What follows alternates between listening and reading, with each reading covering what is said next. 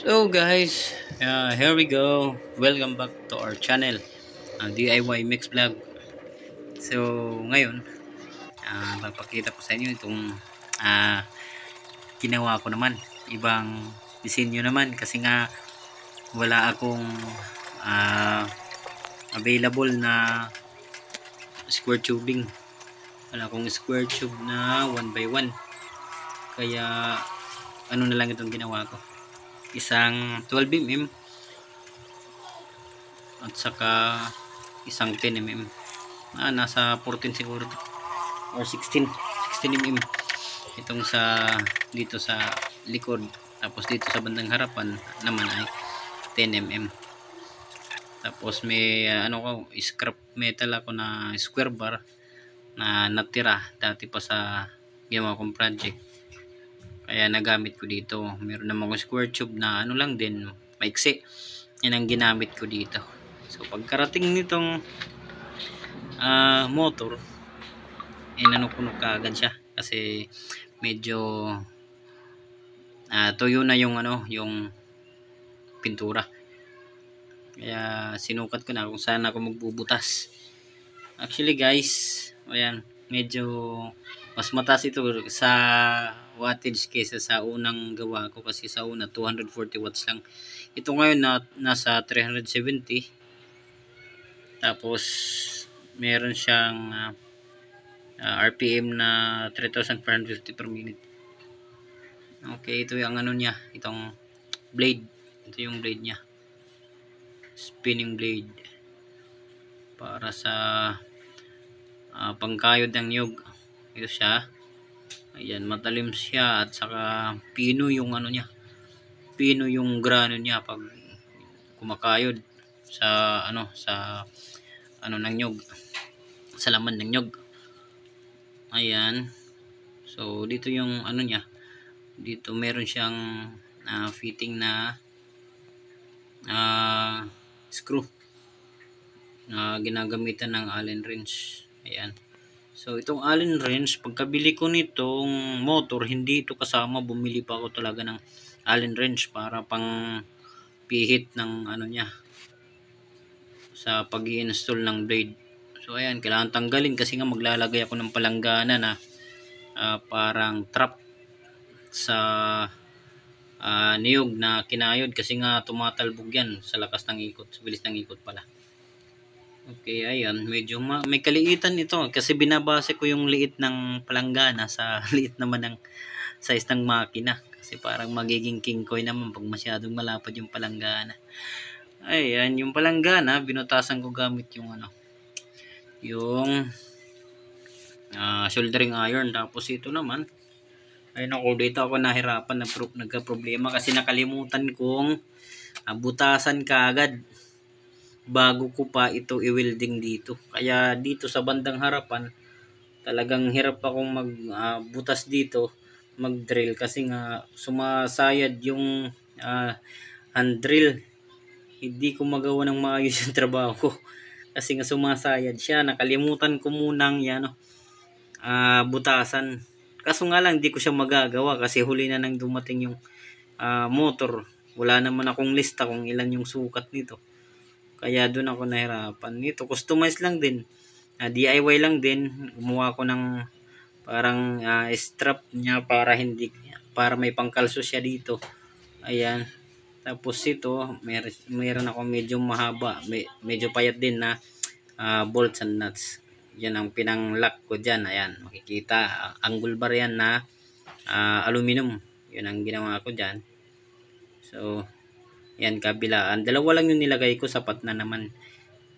Kasi actually guys, itong ganitong build ng kayuran, parang ano to parang sabihin nilang natin na regalo to sa mga gustong magtayo ng ano, ng pangkayod itong mga year na to, kasi nga dati walang ganitong maliit na ano na motor. Dati kasi para magkaroon ka ng pangkayod ng niyog, coconut crater, kailangan mo talaga ng more or less 6 to 9,000, kasi nasa ano talaga yung gamit nilang mga induction motor, nasa 6,000 pataas. Siyempre, kasama yung pag-build yun, aabot talaga ng 9 to 12,000 yung isang pangkayod na heavy duty talaga. Ito naman, hindi naman kailangan masyadong heavy duty kasi nga hindi naman to pang ano talaga. Sabihin natin pang factory nga kung ano ng libo-libong kinakayod maghapon. Kung pambahay lang naman, pang commercial na maliit, ito pwede na siya. Tatanggap ka ng mga nagpapakayod ng niyog, hindi naman minuto yan eh. Minsan sa isang maghapon 10, 20. Okay, pwede na yung ganitong maliit lang kasi mas maliit yung gastos. Sa online ko lang to nabili, mahigit 1,000 ang motor. Ayan. Bali order na to sa akin. May, ano lang nito kasi barya lang din ito yung napupunta sa akin kasi gagastos pa din ako sa kuryente, sa palanggana, sa bolts and nuts, sa pintura, sa bakal, saka sa welding rod. Umubos ako dito ng 11 welding rod kasi naka full weld talaga yan.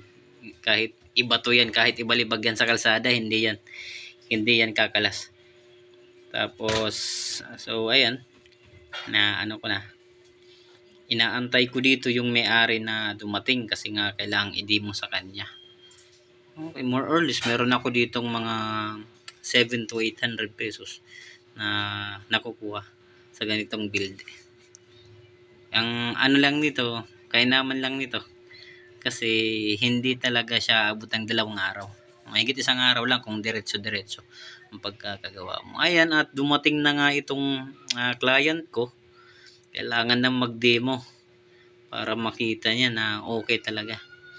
So ayan, pinakitaan ko siya na functioning talaga. Salamat nga pala sa bata. Sa kapitbahay namin ng bata na isang pinahawak ko ng camera dito sa pag-demo. Ayan. Buti na lang hindi masyadong magalaw yung video. Ayan, ginamitan ko na isang kamay lang para mas maging kampante sila na ano, functioning talaga. Hindi kailangang lakasan or higpitan masyado yung hawak sa bao ng nyug. Ayan, isang kamay lang kaliwa. Samantala ako, ano ako talaga, sa kanan yung malakas kong kamay. Yan, kaliwa lang ginamit ko para hindi ako makaharang sa camera. So, ayan. Habang kinukunan nito, nagbibideo din yung may-ari. Nasa bandang kaliwa ko. Natatakpan ko siya. Okay, papadala daw yung video sa misis niya na nasa Middle East. So, ayan. Meron na silang startup, dagdag kabuhayan doon sa, ayun yun, yung paan na yun, sa client yun. Ayan, nagbibideo din siya. So, sa mga gustong mag-build ng pakunti-kunti, pwede na din bago ito. Natin ituloy dito, shoutout nga pala dito sa ating mga masugid na taga-suporta, Ana Joe Vlog, kay Kuya Tupperlagay, kay Archie Regunyos, kay Idol Rob Okimaster pagdating yan sa mga sound system, at kay Marquis. Ayan. Ayos, Idol. Shoutout sa inyong lahat. Ayan guys, at salamat sa inyong panonood at salamat din sa client ko. Nagkaroon din ako ng video na maibahagi sa inyo. Hanggang sa susunod nating video. Maraming salamat!